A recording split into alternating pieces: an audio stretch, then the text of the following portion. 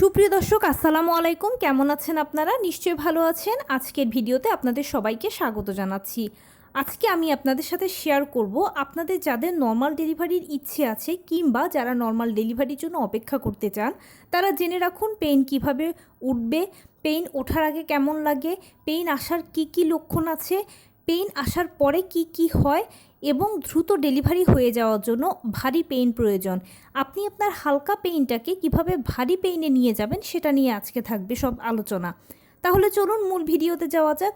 By the way, মূল ভিডিওতে যাওয়ার আগে একটা কথা বলি, আমি আমার চ্যানেলে pregnancy related, specially normal delivery related অনেক ইম্পর্ট্যান্ট তথ্য ভিডিও আকারে শেয়ার করে থাকি। এই তথ্যগুলো আমার পার্সোনাল এক্সপিরিয়েন্স ও আমার ডক্টরের সাজেশন থেকে নেওয়া। তাই আমার চ্যানেলটিকে যদি একবার আপনারা ভিজিট করেন তাহলে আপনারা আপনাদের প্রশ্নাতীত মনের অনেক প্রশ্নের উত্তর পেয়ে যেতে পারেন। আমন্ত্রণ জানাবো আমার চ্যানেলটিকে একবার ভিজিট করে দেখার জন্য। এবারে চলুন মূল আলোচনায় যাওয়া যাক।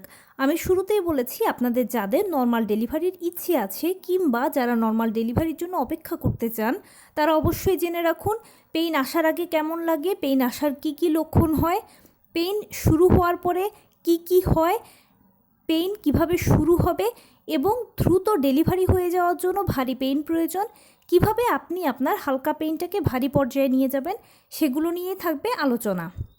দেখুন, আমরা সবাই জানি যে নর্মাল ডেলিভারিটা সিজারের তুলনায় ভালো, কারণ সিজার হলো একটা ছোটোখাটো অপারেশনের আগে পরে বিভিন্ন ধরনের ঝুঁকি থাকে, বিভিন্ন ধরনের সাইড ইফেক্টস থাকে।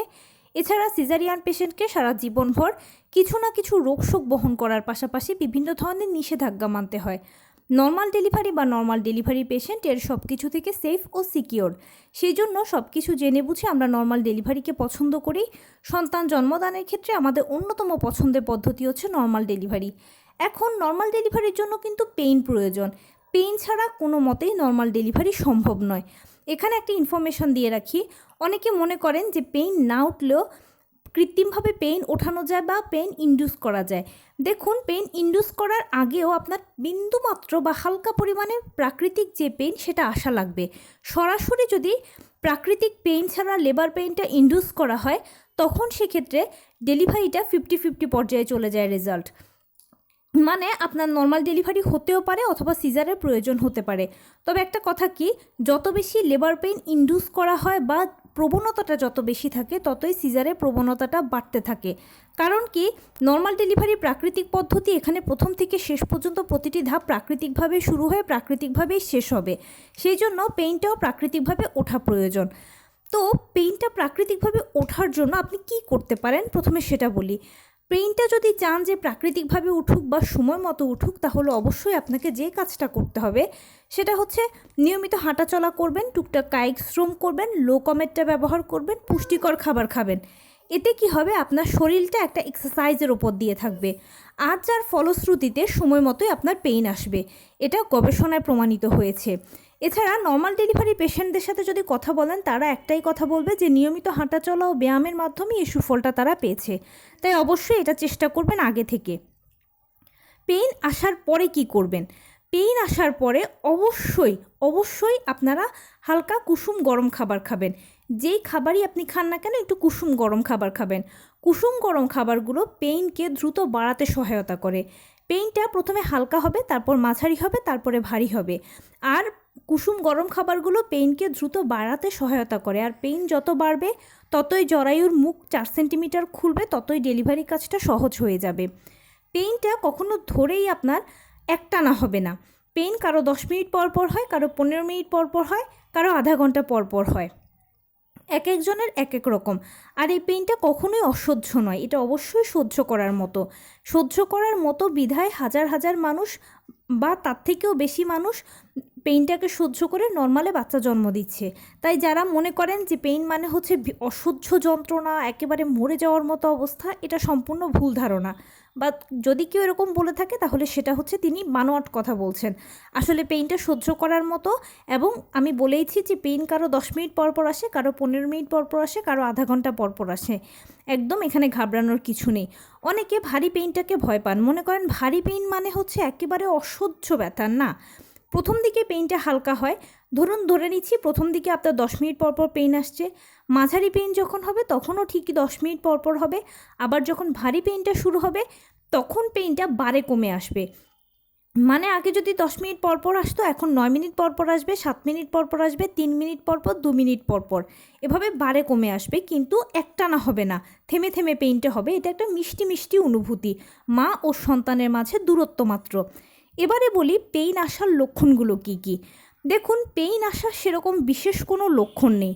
নর্মালি নবম মাসে পড়লেই মায়েরা কোমরে ব্যথা, তলপেটে ব্যথা, ঘন ঘন প্রস্রাবের চাপ অনুভব করা, মাঝে মাঝে পেট শক্ত হওয়া, এছাড়া নিচের দিকে জরায়ু মুখে প্রচণ্ড চাপ অনুভব করা, যৌনাঙ্গের দিকে চাপ অনুভব করা, এগুলো ফিল করে থাকেন। আর এই অবস্থাগুলো চলমান হতে হতেই একটা সময় দেখবেন যে আপনার ডেলিভারি প্রক্রিয়াটা শুরু হয়ে গেছে। কেউ যদি ভেবে থাকেন যে পেইন দিয়ে ডেলিভারি প্রক্রিয়া শুরু হবে, তাহলে এটা ভুল ধারণা। প্রথমে আপনার পিরিয়ড হওয়া দিয়ে ডেলিভারি প্রক্রিয়া শুরু হবে। পিরিয়ড মিস হওয়া দিয়ে আমরা আমাদের প্রেগনেন্সির জার্নিটাকে শুরু করি, ঠিক তেমনি পিরিয়ড শুরু হওয়া দিয়ে আমরা আমাদের প্রেগনেন্সির জার্নিটাকে শেষ করার পথে থাকি। সেই জন্য প্রথমে আপনার পিরিয়ডটা শুরু হয়ে যাবে, এরপরে আস্তে আস্তে পানি ভাঙবে, তারপরে আপনার পেইন আসবে। পেইনটা প্রথমে হালকা, তারপর মাঝারি, তারপরে ভারী হবে। আমি আবারও বলছি, পেইন একটানা হবে না, কারো 10 মিনিট পর পর, কারো 15 মিনিট পর পর, কারো আধা ঘন্টা পর পর হয়। ভারী পেইনটা বারে কমে আসবে। যদি 10 মিনিট পর পর আগে হতো, এখন 2 মিনিট, 3 মিনিট, 1 মিনিট পর পর হবে, যেটা আমি আগেই বলে এসেছি। যত বেশি পেইন বাড়বে তত জরায়ুর কন্ট্রাকশন হবে, মানে জরায়ুর সংকোচন হবে, প্রসারণ হবে। বাচ্চা ভেতর থেকে চাপ দিবে, ডাক্তারও আপনাকে বাইরে থেকে পাল্লা দিয়ে চাপ দিতে বলবে। আপনাদের মা ও বাচ্চার উভয়ের মিলিত চাপে ডেলিভারি কাজটা সম্পন্ন হবে। প্লাসেন্টা ডেলিভারির মাধ্যমে সাকসেসফুলি আপনি আপনার দীর্ঘ 9 মাসের জার্নিটাকে শেষ করতে পারবেন। এভাবেই নর্মাল ডেলিভারি প্রক্রিয়া হবে এবং পেইনটাও এরকম হয়। তাই কেউ যদি প্রথমবার মা হয়ে থাকেন বা প্রথমবার এই ভিডিওটা দেখে থাকেন, শুনে থাকেন, তাহলে একেবারেই ঘাবড়ানোর কিছু নেই। নর্মাল ডেলিভারি একটা প্রাকৃতিক পদ্ধতি হওয়ার কারণে এখানে প্রথম থেকে শেষ পর্যন্ত প্রতিটি ধাপই সহজ, সহ্য করার মতো। প্রকৃতপক্ষে নর্মাল ডেলিভারিতে যদি কষ্ট বলতে কিছু থাকে, সেটা হচ্ছে অপেক্ষা করাটা। কবে আমার ডেলিভারি প্রক্রিয়া শুরু হবে, কবে ডেলিভারি প্রক্রিয়া শুরু হবে। একবার যখন ডেলিভারি প্রক্রিয়াটা শুরু হয়ে যায়, তখন ম্যাজিকের মতো একের পর এক ধাপ অতিক্রম হতে হতে কখন যে ডেলিভারি হয়ে যাবে আপনি নিজেই বুঝে উঠতে পারবেন না। পুরো জিনিসটাকে আপনার একেবারে ম্যাজিকের মতো মনে হবে। সিরিয়াসলি, আমি একেবারেই সত্য কথা বলছি। তো এই ছিল আজকের ভিডিও। কেমন লাগলো বলুন। যদি ভালো লেগে থাকে ও হেল্পফুল হয়ে থাকে, তাহলে প্লিজ লাইক, কমেন্ট, শেয়ার করতে একদম ভুলবেন না। আর সেই সাথে আমার চ্যানেলটিকে সাবস্ক্রাইব করার বিনীত অনুরোধ রইল। পাশে থাকা বেল আইকনটি ক্লিক করে দেবেন, যেন আমি ভিডিও আপলোড করার সাথে সাথে আপনারা নোটিফিকেশান পেয়ে যান। যদি কোনো প্রশ্ন থাকে কমেন্টসে জানাবেন, আমি রিপ্লাই দেব। প্লাস যদি কোনো পরামর্শ থাকে যে কোন বিষয়ের উপরে ভিডিও বানালে আপনারা উপকৃত হবেন, সেটাও জানাবেন। আমি আপনাদের পছন্দের সর্বোচ্চ প্রায়োরিটি দেব। ভালো থাকবেন, সুস্থ থাকবেন। আসসালামু আলাইকুম।